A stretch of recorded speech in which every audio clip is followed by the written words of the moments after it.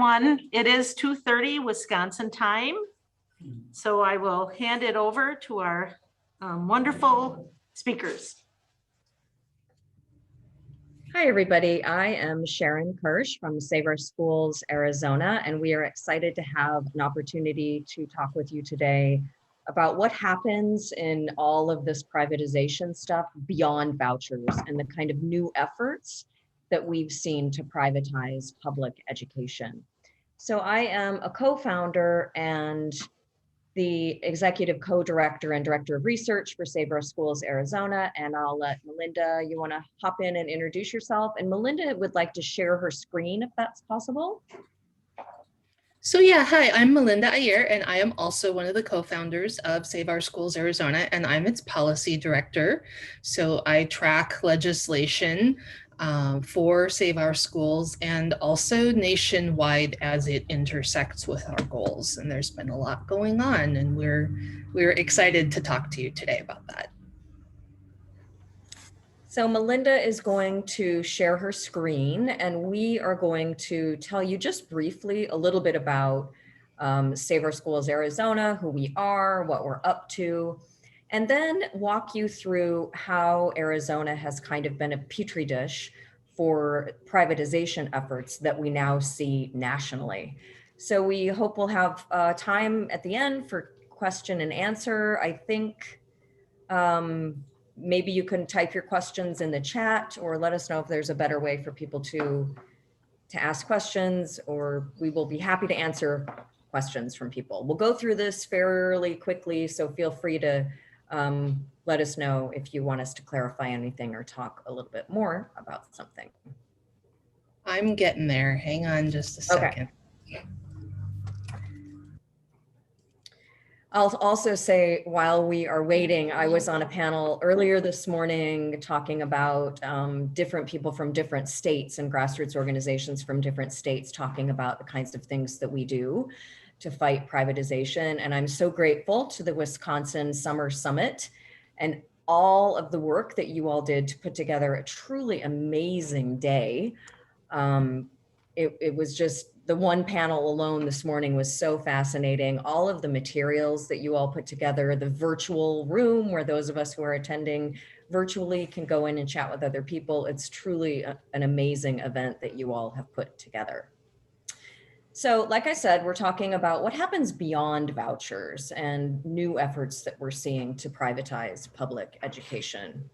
So Save Our Schools Arizona from the beginning has been a nonpartisan, community-based organization fighting for strong public schools because we know that's what's best for our state. We have two organizations. Right here, you're seeing the logo for Save Our Schools Arizona Network, which is our 501c3. We also have a 501c4 that allows us to do some lobbying at the state capitol.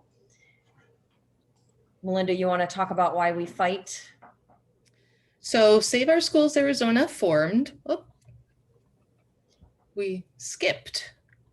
Whoops. Go back. Okay, Save Our Schools Arizona formed to fight a universal voucher expansion bill that was being pushed here in our home state of Arizona. And what we realized during that process is that we were by no means the minority. In fact, 95% of Arizona families choose public schools. And there are a lot of reasons to choose public schools. And it's not just better for our kids, it's better for our communities. They raise property values, improve our economies. We're having an issue here in Arizona where large businesses have decided not to locate in Arizona because their employees don't want to send their families to a public school that ranks 50th in the nation. And so we fight to push Arizona toward the goal of providing a quality public school for every child in every neighborhood.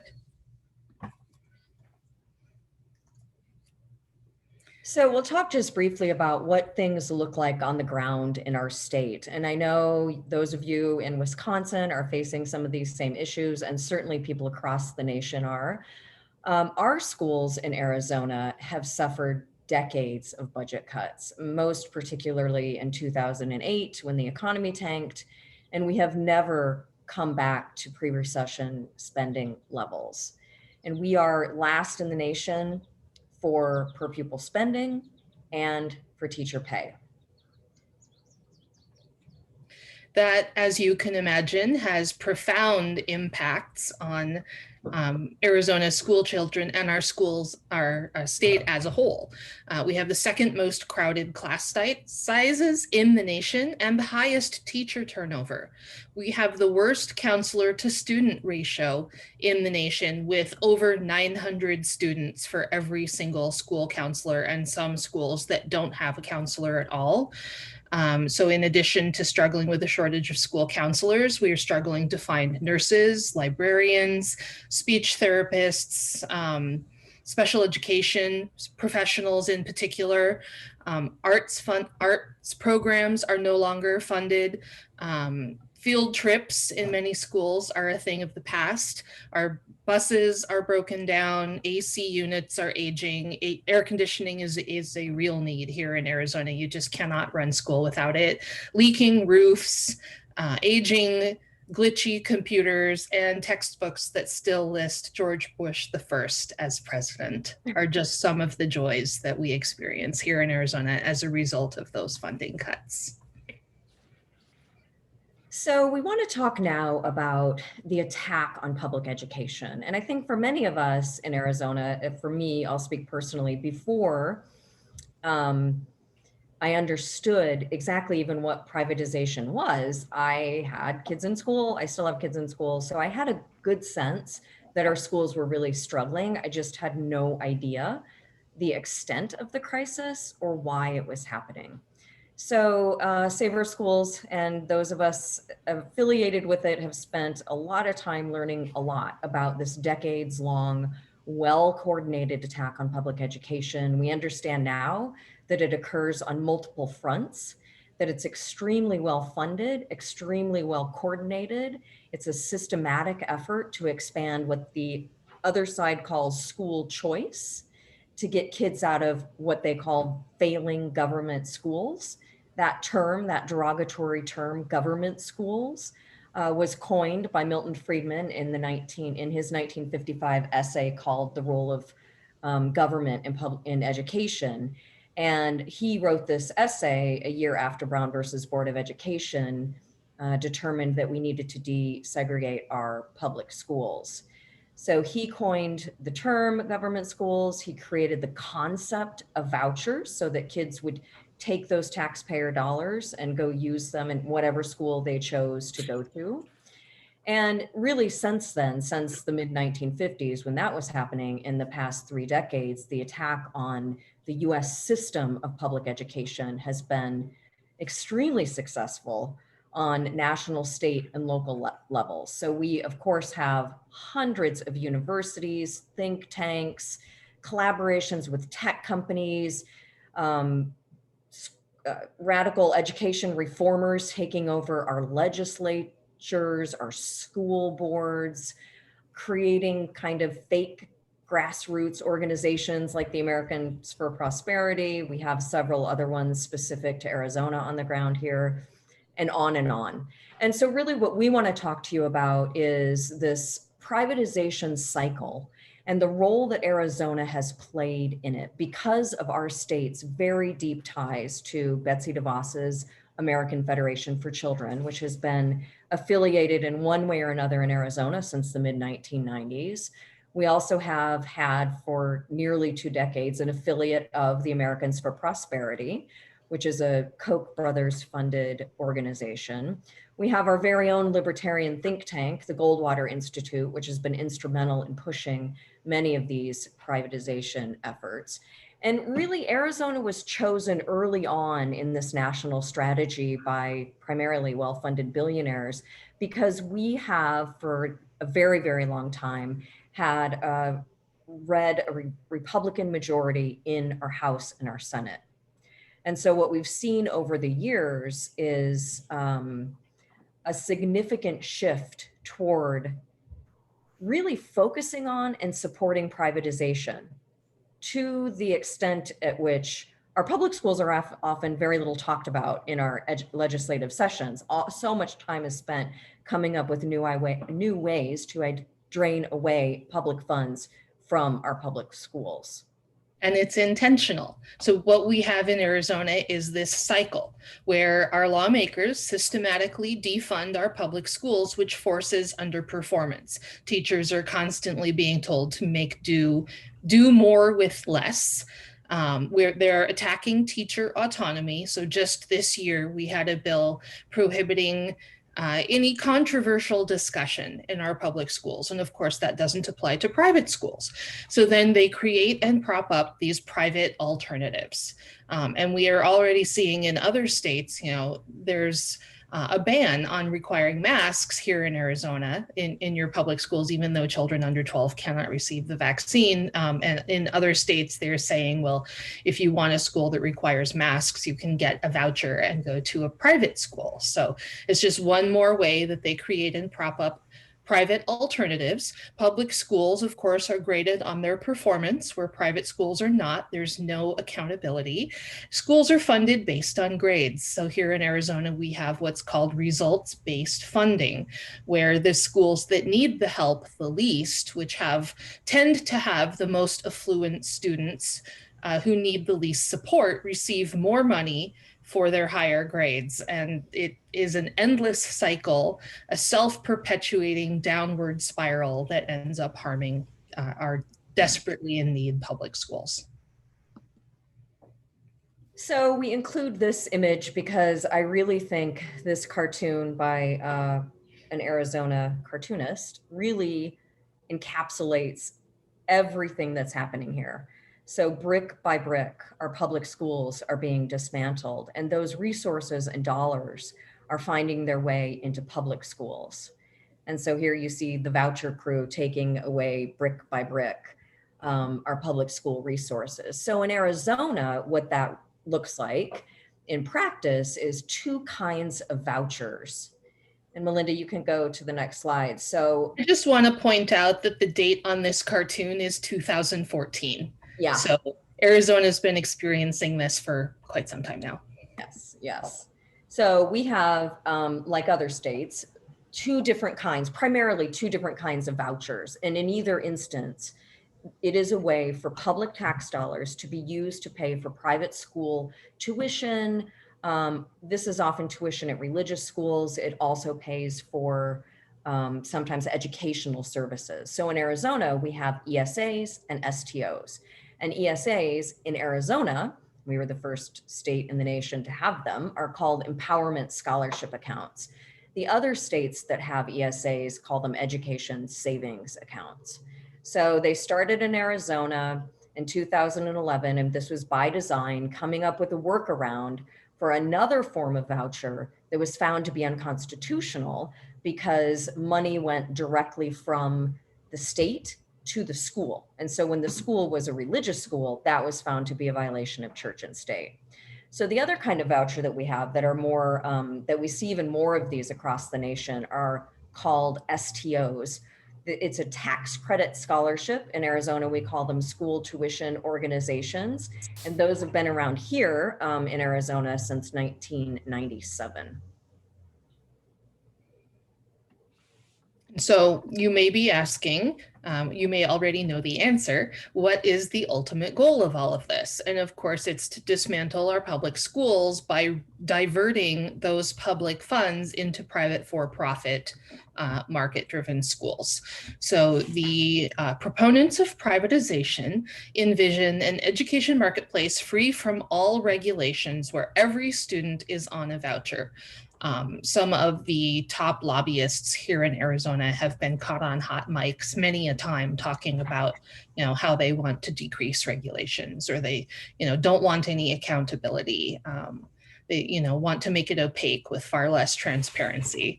And that comes from the thought process of me over we, individual liberty at any cost, and the freedom of what they call choice. They're very anti-regulation. And of course, there's a profit motive. They see public schools as an untapped opportunity for personal profit. When you think about the fact that I believe it's 49% now of the Arizona budget goes to public schools. That is an enormous opportunity if they can get their hands on those dollars. They see every student in Arizona as a walking bag of cash. And in many cases, there is a religious motive as well. And this is most clearly stated by Betsy DeVos herself, who has stated that her goal with expanding private schools is to find ways that will continue to advance God's kingdom.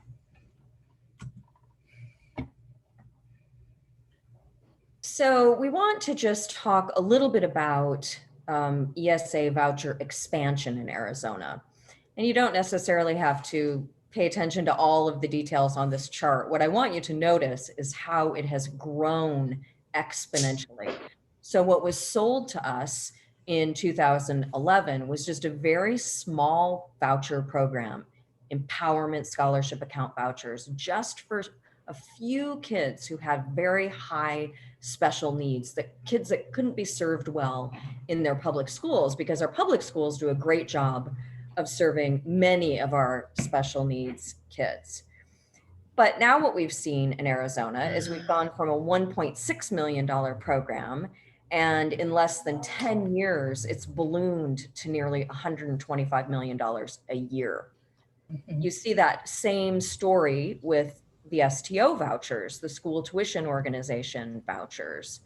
They also started as it's just a small tax credit, we were told, for individuals. Next thing we know, there are 4 different categories of tax credits, 2 for corporations, 2 for individuals, and these are now over $200 million a year, money that is otherwise taken out of the general fund that could be used for our public schools. So that kind of incremental, but really slow and steady progress, starting with just $1 million or so, and you turn around and a decade later, it's well over 100 million.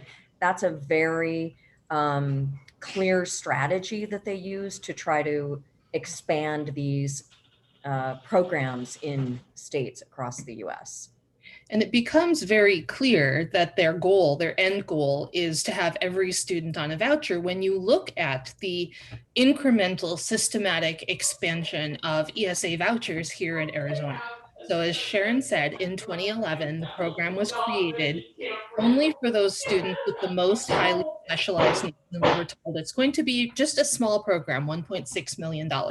Well, then the very next year, they expanded that to a number of categories: children attending DNF rated schools, active duty military families, foster children, wards of the juvenile court, nearly doubling the number of eligible students. So that was a huge expansion, but that was not enough, because then the next year they expanded it to incoming kindergartners.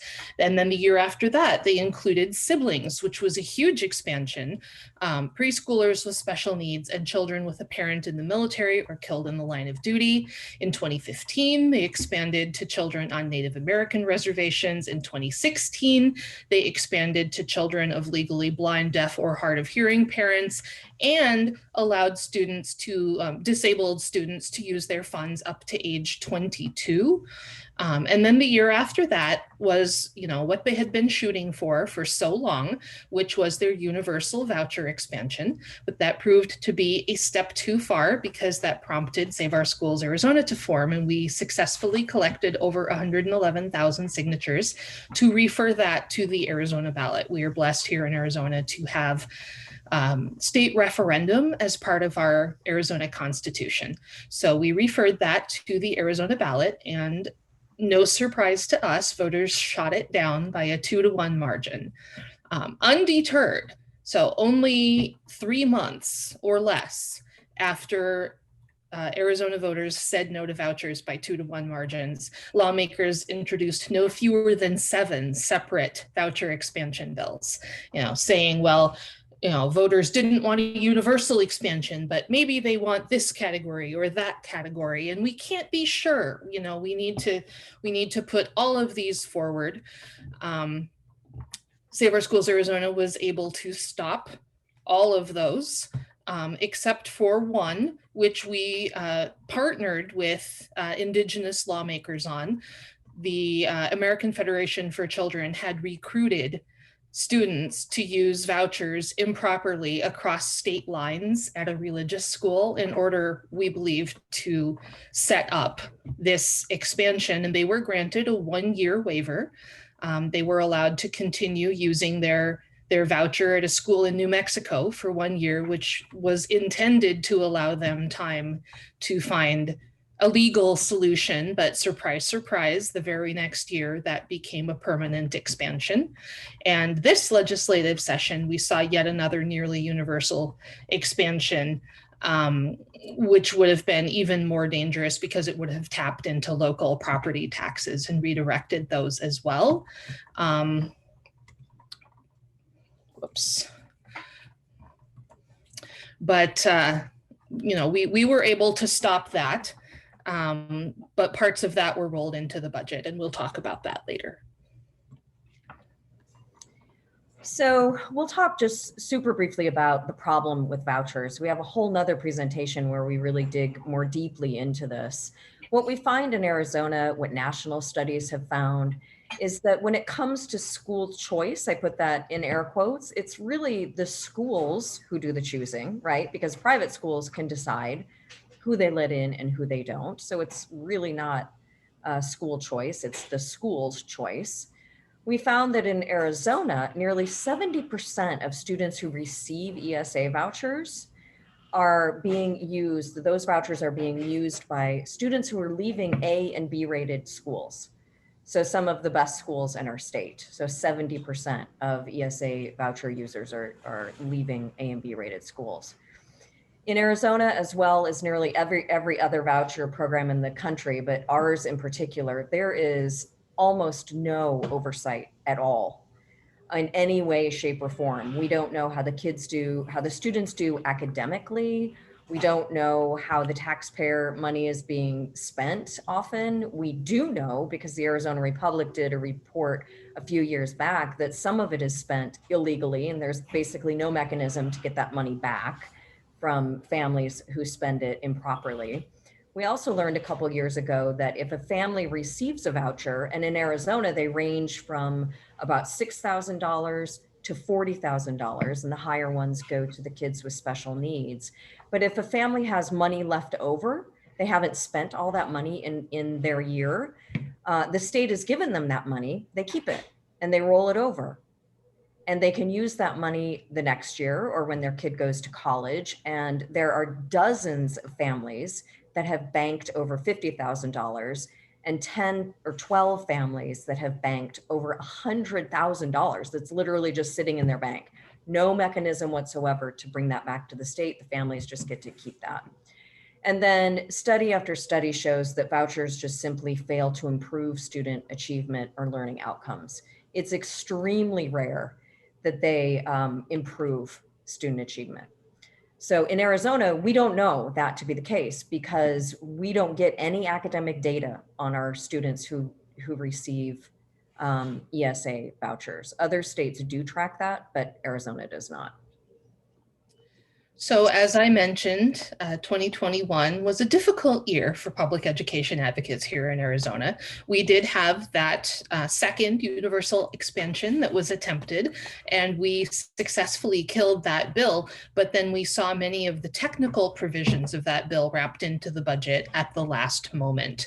And in addition to that, lawmakers and the lobbyists behind the scenes sort of started thinking outside the box. Well, vouchers have become a little more difficult politically. So how else can we advance our privatization goals?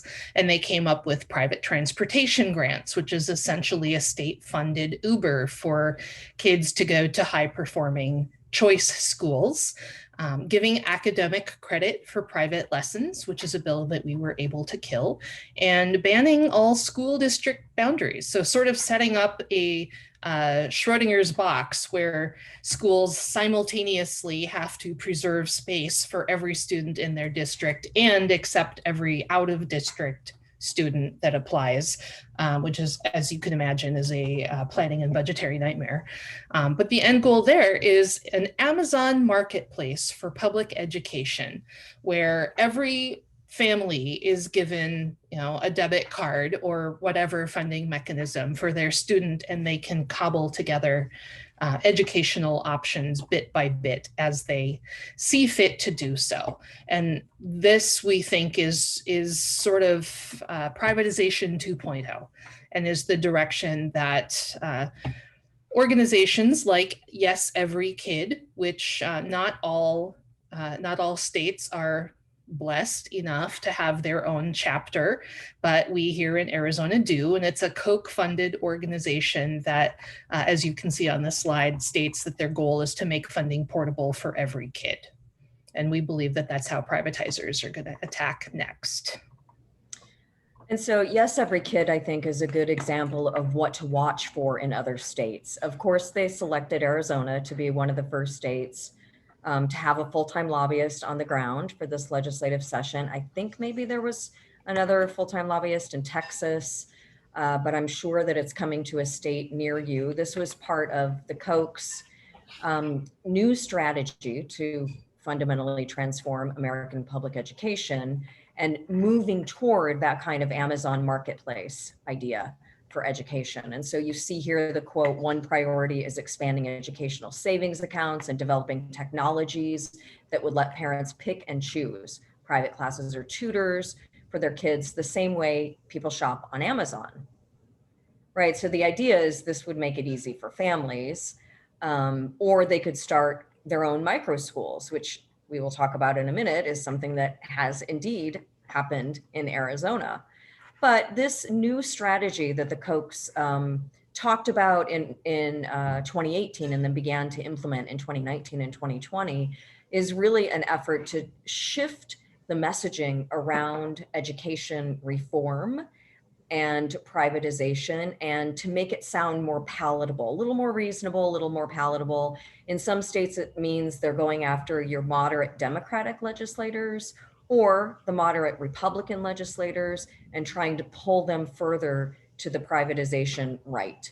And so that's something that we have been fighting a lot in Arizona, because we know on the ground when we're talking to people in the state that education is a nonpartisan issue, and it doesn't matter if you're Republican, Democrat, or independent.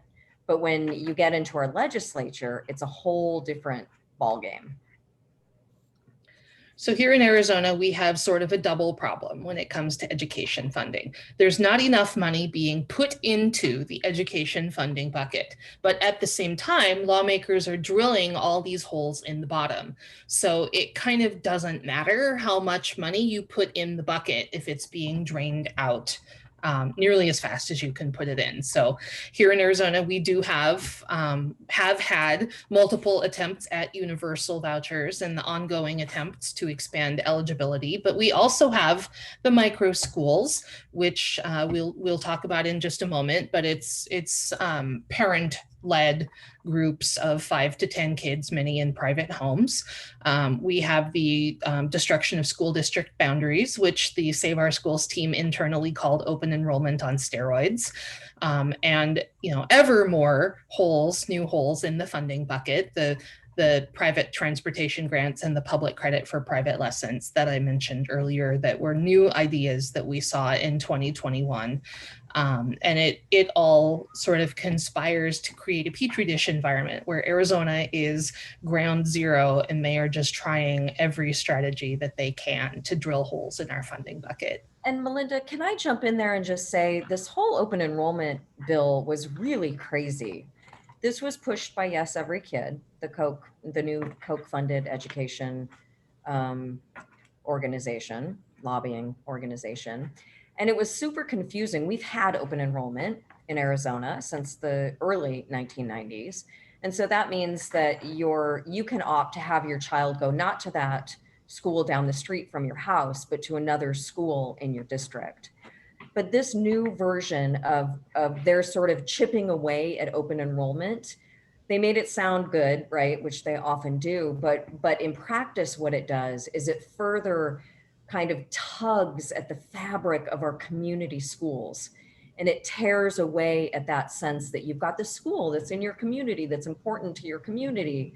And it's super damaging. And sadly, the ACLU in Arizona signed on to it. It was very confusing and it was bad. So we are very concerned that those sorts of open enrollment amendments will become, start happening in other states. So be sure to keep an eye out for that.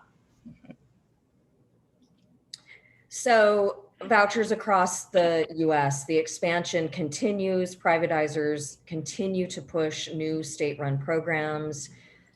They are claiming a tremendous victory in this year's legislative session because they were able to expand ESA vouchers into several new states, including Indiana, New Hampshire, West Virginia, and I think another state as well. So I think we're up to 9 or 10 states have ESA vouchers. They nearly doubled it this year alone. The tax credit voucher programs, which already exist in more than a dozen states, also expanded a lot. Either new programs were created in Kentucky or Missouri, or existing programs were expanded, which they managed to do in Arizona this year. So there was a cap on one of our STO tax credits, and they managed to raise that cap.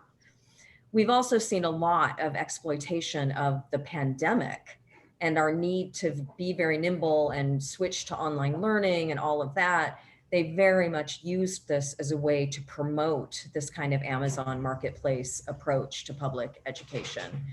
And then we also had last fall, the US Supreme Court decision in Espinoza versus Montana that will have a significant impact on tax credits programs across the country and will allow them to expand even further.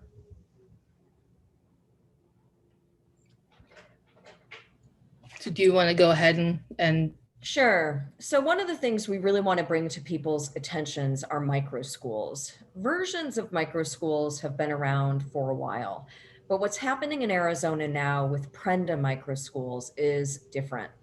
So the founder of Prenda micro schools is Kelly Smith. And he came on our radar quite a few years ago when we were battling the universal expansion of ESA vouchers here. And at that time, he said an ESA program will open doors in ways that charter school laws can't, and state-run schools may never have tried. So all of these innovations and more will become available after the market adjusts to a universal ESA program. So of course, Save Our Schools stopped that universal ESA expansion, but you can tell in this quote, this mindset that he has about an education marketplace. And so micro schools are just that. They are a for-profit, taxpayer-funded experiment that started in Arizona a few years back. What they look like here are 5 to 10 kids of varying ages and grades in a single place, most often a home. Every once in a while, it'll happen in a church. The company, Prenda, compares itself to Airbnb and Uber. This kind of Amazon marketplace where you can kind of pick and choose. They use technology-based blended learning, a kind of online school in a box. A lot of the online programs they use are things that our kids are already using, like Khan Academy. But in these micro schools that are happening in people's living rooms, they're self-directed. So there is an adult there, but they're not trained. They're just there to oversee the students learning. They're called guides. They don't want them to be certified teachers. So what we saw is this had been kind of a small program in the Southeast Valley of the Phoenix metropolitan area. But when the pandemic hit, they received an additional infusion of venture capital. And you wouldn't have venture capitalists investing in your company unless there was some chance for profit, right? So we saw aggressive recruitment strategies with lobbyists all over social media. We couldn't sign on to Facebook or Instagram without seeing ads for Prenda. Become a guide, send your child to Prenda. Like our other vouchers and privatization models, it's obscure by design. We have no laws to cover, to track, to report, to really know what our kids are doing. academically or even if they're safe in these homes. And I think this figure has gone up quite a bit, but this was from about a year ago that these micro schools already were draining about $2 million a year in revenue from our state education funding.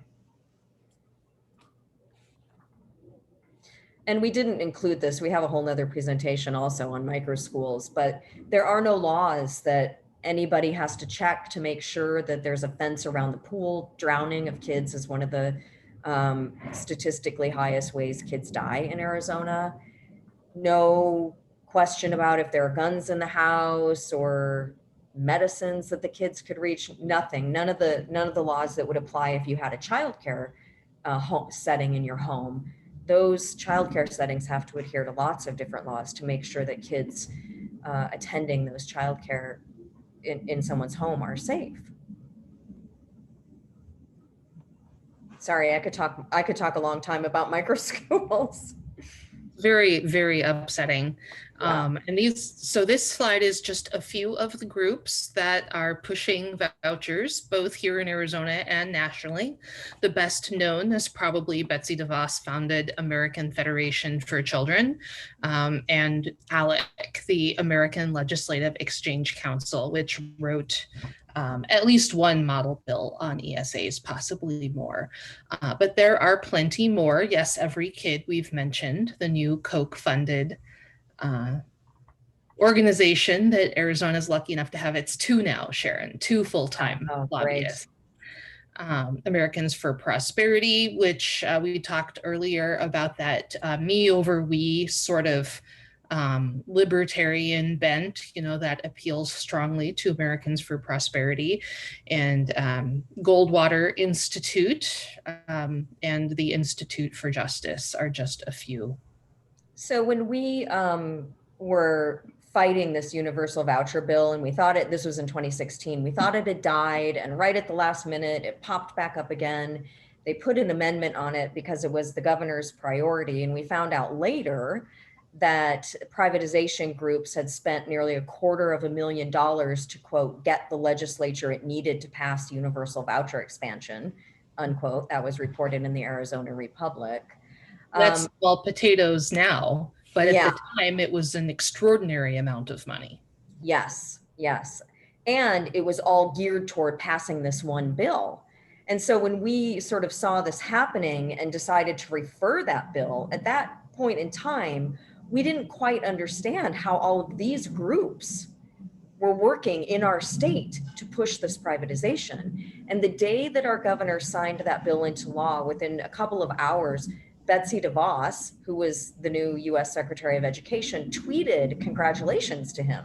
And at the time we thought, why? Well, that's so weird. Why would the Secretary of Education be tweeting our governor about this one bill in Arizona? But of course, now we understand how to connect these dots. And we have the Goldwater Institute. The Institute for Justice was started in the 1990s. It's a national organization. It's not just focused on education, but they have dozens of lawyers and policymakers. It was founded by a lawyer who is from Arizona, went on to work at the Goldwater Institute while the original ESA legislation was being drafted. And it is the legislation that has provided the model for all of the other states that now have ESA vouchers. And this person now has gone on to be appointed to our Arizona Supreme Court. His wife is now one of our legislators in our legislature. So there is voucher expansion bills every single year. Yes, yes. So there are a lot of dots to connect. And I just say that really to underscore how well organized the efforts are to dismantle public education and the whole system of public education that has really been a cornerstone of our American democracy. But like we always say, they have money and we have people. Yes. So it's very clear that the public does not want this. Yes. So how do we fix it? The first step is removing from office the people who are pushing for-profit private education at the expense of our children. So electing pro-public education lawmakers and governors in as many states as possible. Introducing bills to require transparency and accountability for all schools that receive taxpayer dollars, public schools and voucher schools, as we like to call them, private schools that accept vouchers. Increased investments in public education. The return on investment for every dollar that goes into public education cannot be overstated. You know, this is literally the future of our society that we're building. And I think I'm preaching to the choir on that one. But capping the growth of voucher schemes, no matter what your state calls them, ESAs, STOs, tax credits, micro schools, you know, by whatever name they go, capping their growth. And above all, to remember that over 90% of students nationwide already choose public schools. So when your lawmakers start talking about school choice, remind them that your families in your state have made a choice. They are choosing public schools, and we need lawmakers to fund the schools that families choose. So I know that part of the point of this whole summer summit, and again, we're so excited to be part of it, is really just to continue to find ways to fight for our public schools. So in Arizona, Save Our Schools Arizona has always, over the past 4 years, worked very, very hard to maintain our grassroots. And so we have just started forming, or maybe it's been 6 months, I guess, community action teams. We have a whole group of kind of superhero volunteers who've been with us from the beginning. They're people who seem to have endless energy to participate and help out. And so some of those people have taken on leadership roles in their communities to really help people understand how important that school down the street is for their local community and how they can get involved to support it and make sure that it stays strong. So even if you're not in Arizona, we hope you'll just join us on our Facebook page, on Instagram, on Twitter. We participate a lot in national conversations as well as what's going on in our state, but I do think we tend to be at the vanguard of a lot of this new stuff that's happening in privatization movement. So you can kind of keep an eye on us. We're very vocal on our social media networks. And you can go on our YouTube page as well. So over the summer, last summer, we had a series of conversations with many people at the forefront of public education nationally that you may be interested in looking up. Yeah, definitely. And we always welcome any amount of donations. We truly are grassroots and always appreciate anything anybody can give us. So we appreciate that, or also just support the groups in your own state, because I know that even though we volunteer, it still costs money to do a lot of what we do. So we have a lot of just people who give us like $5 a month or $10 a month, and it's so incredibly helpful and we appreciate it so much. So I think that is the end of what we have to present. We are available for questions. There we are on screen.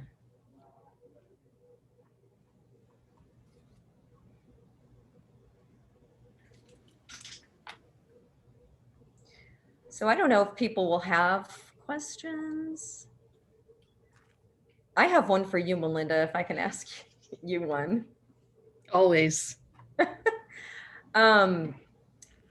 So Melinda has just been immersed, really drowning in our last legislative session, which went on forever. It was a 171-day session. The goal is 100. So it was the third longest session in Arizona state history. So the fact that Melinda's sitting here and not like completely lost her mind is nothing short of a miracle.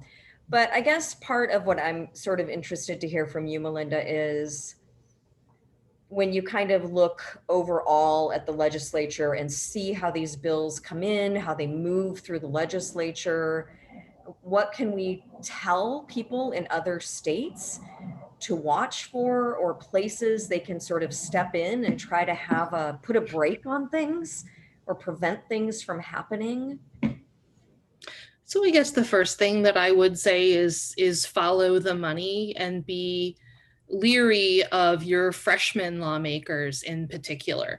So you may find somebody that's encouraged to run by this or that lobbying organization that has taken a large contribution from them, that is being propped up and handed model bills under the table to run. And just, those people, they represent lobbyists, not their communities.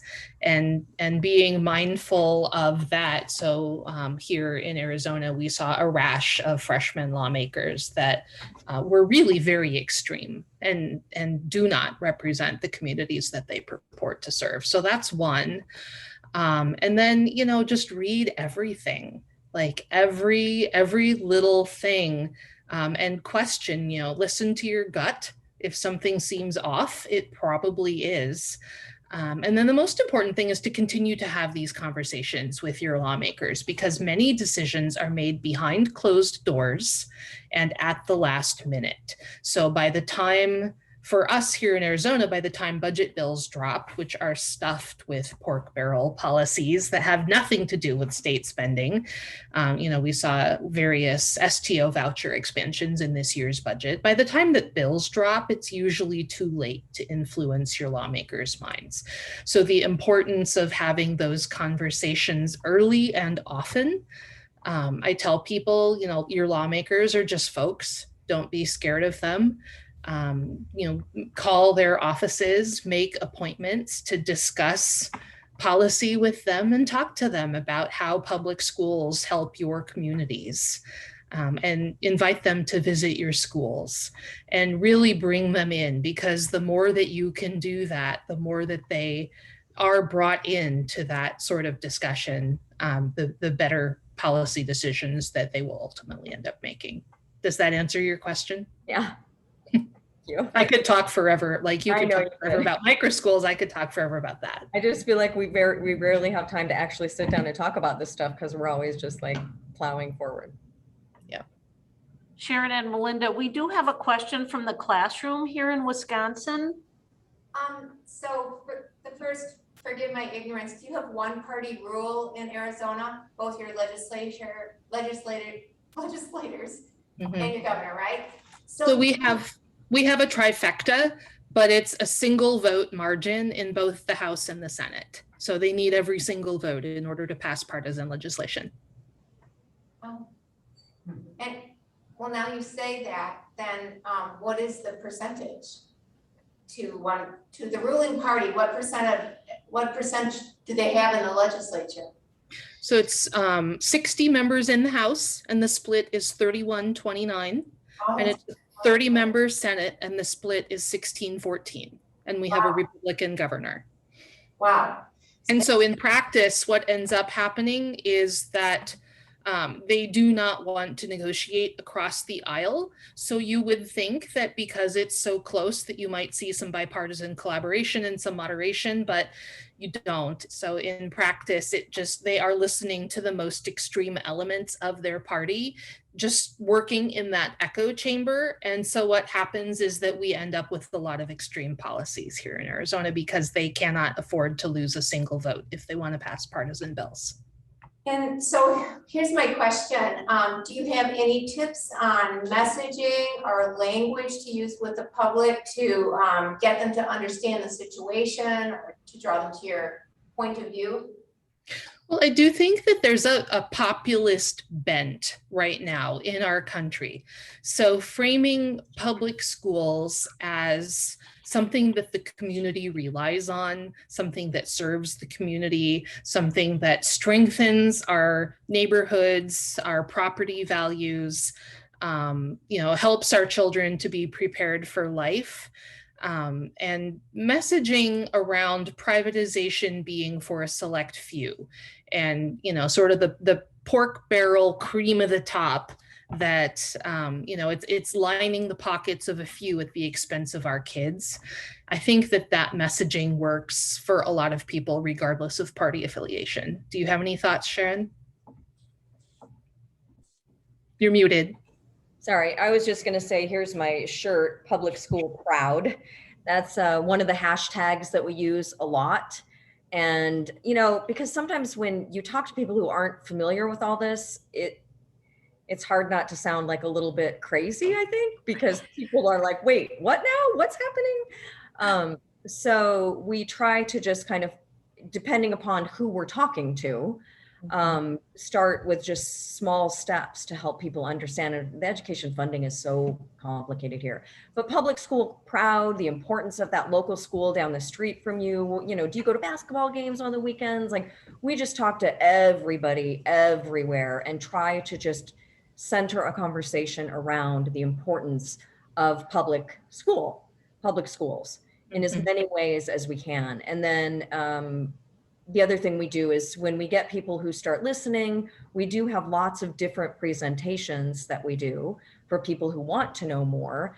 And in a strange way, the pandemic helped us in some ways, because a lot of times people, when we always have done presentations, but they've been in person. But because we started doing lots of presentations on Zoom, we were actually able to meet with and present to an even wider audience, because a lot of time, you know, people with kids or whatever, they might be able to hop on for 45 minutes, but they might not be able to drive 15 minutes to get to a presentation in person. So I would also add to, so I'll give an example of when I was circulating petitions to stop the bill that our first universal voucher expansion bill that we got on the ballot in 2018. I went across the street to my neighbor's house, who is a Marine and a lifelong Republican who does not have children in school.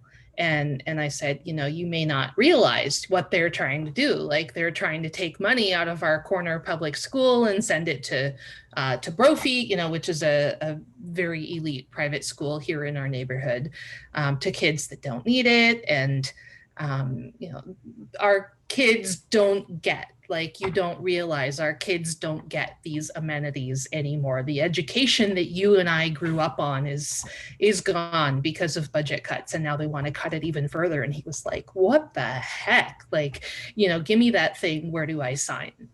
So people who may not share your party affiliation, may not be paying attention because they don't have children in school, don't write those people off. You know, the public education that they remember, likely quite fondly, you know, realizing what's happened to that can be a pivotal moment.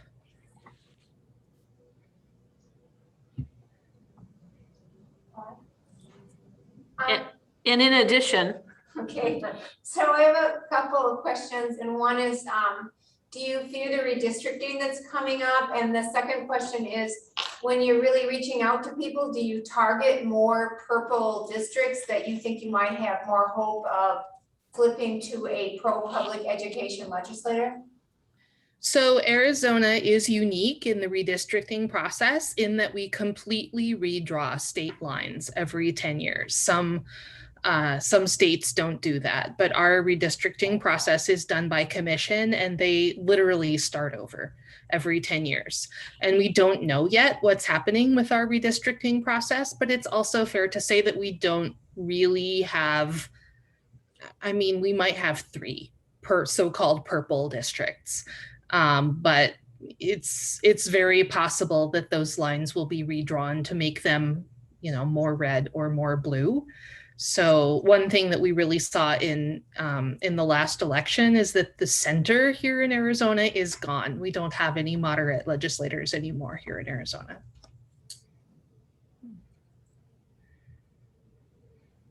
I don't know if I answered your question. Well, I guess I'm thinking of Kristen Sinema, right? yeah. Yeah. I mean, on the federal level, it's tough because we do have Kirsten Sinema and Mark Kelly. But in our state legislature, we have very, very few moderates. And the couple that we had were voted out. Mm-hmm. One was replaced with the Democrat who was the teacher of the year. So she was awesome. But it's different to have a moderate Democrat can do different kinds of negotiation. And then we lost another great moderate Democrat. She was a wonderful supporter and spokesperson for public education. And she was replaced with a crazy QAnon person, like super, super extreme. She lost to her in the primary. And And then the other person we were sort of hoping might be kind of moderate. He was bought off early on. He's a high school teacher. He teaches at a charter school here. And he was not in any way moderate. And for So- those who are following within the Zoom, does anyone have any questions? If you want to unmute and.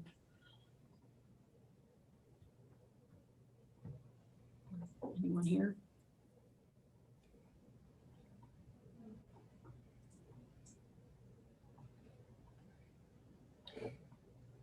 I think we're all in shock and we totally feel your pain. Sorry. Oh, as a public school educator in 2010, I thought, what on earth is happening to my world? And here we are 11 years later, and it's shocking. I wish I could buy you all a beer after sitting for this presentation. So I do think you might have to make it possible for people to unmute themselves. I had a question. Oh, Can you hi, hear me? Nancy. Yeah. I'm wondering how you get more people involved. Like, it seems to me that you guys came out of a big crisis. And I was talking to a friend of mine today, and I was like, maybe we could get 85,000 people on our mailing list if there was a huge crisis, but we've been like a slow bloodletting. And when the crisis happened in 2010, there wasn't anybody there ready to organize. That's where we came from, was 2011, was that crisis. But it was mostly retired educators that figured out what was going on, or current people in schools. And it wasn't the parents that were running carpool like I was. Yeah. So I'm wondering how you guys get more people, because I was listening today to Mississippi and they were talking about how they go into the schools. That's very political for Indiana. I can't even imagine using the schools as a place to recruit members for our Indiana coalition. So how about you guys? Well, right now we have some referendums going, and that's always a great way to recruit, is to start by asking people for their signature to support their local public school. But I just want to acknowledge how tough it is right now. People are tired. Yeah. It's been a hard couple of years. Yep.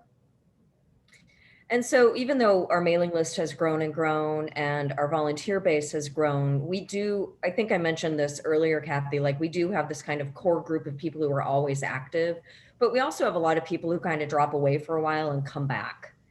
And we try to be, I really, the stuff that Nancy Loom was saying from the Mississippi Parents Campaign about how they're very conscious about how they stay connected with people.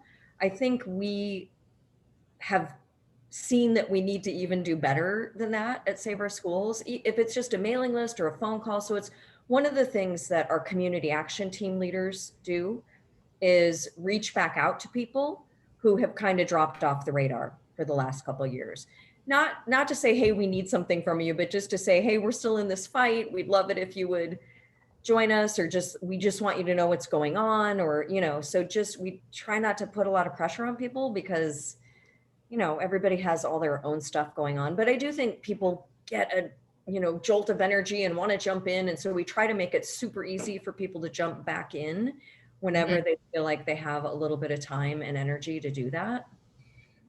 Offering an assortment of ways to get involved. Not everyone loves knocking doors, for example.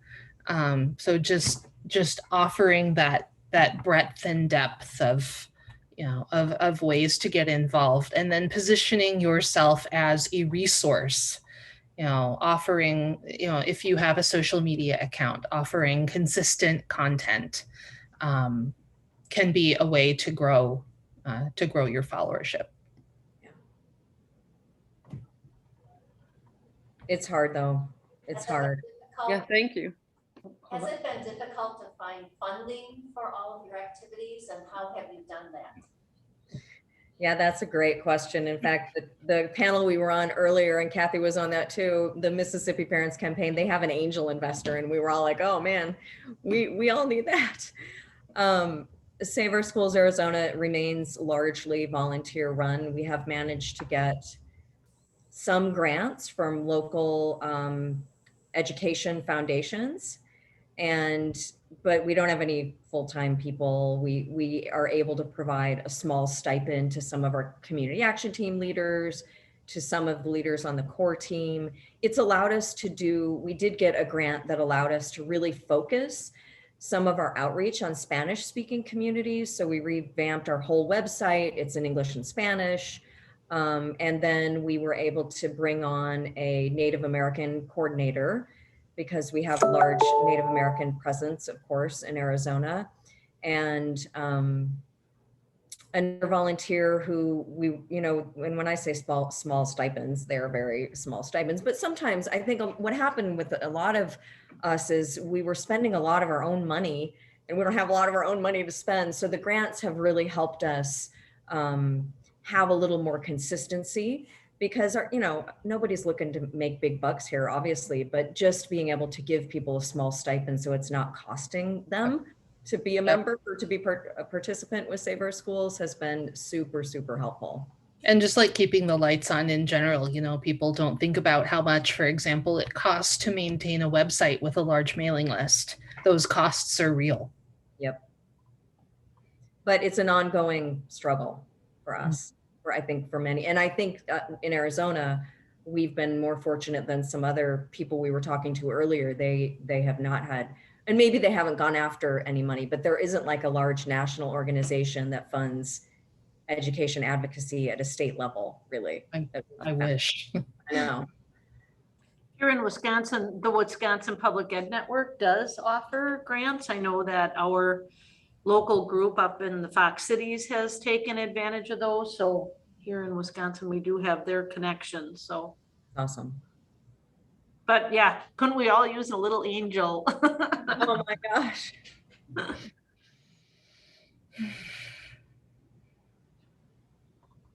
Anyone else have any questions or comments, either here in the classroom or attending via Zoom?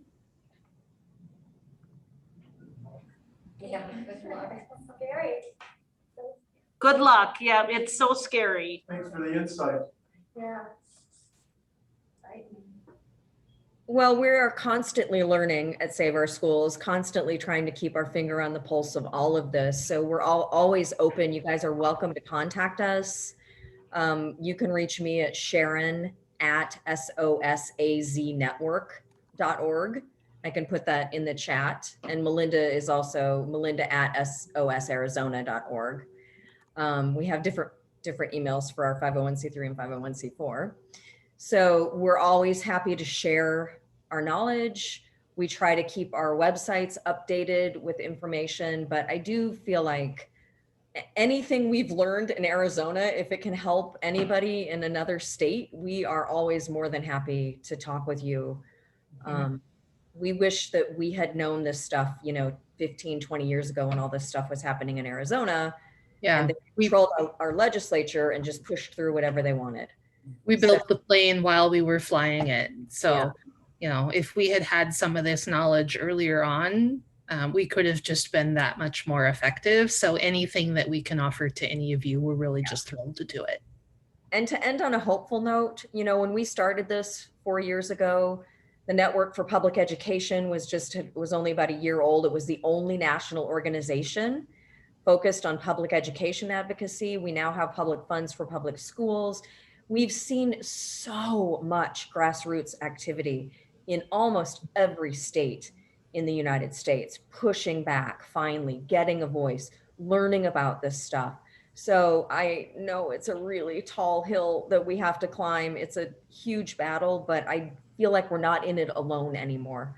And so we're really grateful to Wisconsin, the Wisconsin Public Education Network, and to everybody at the Summer Summit for bringing us all together. So thank you so much for that.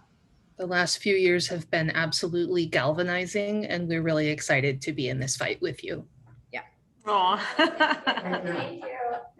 Thank you very much. Thank you.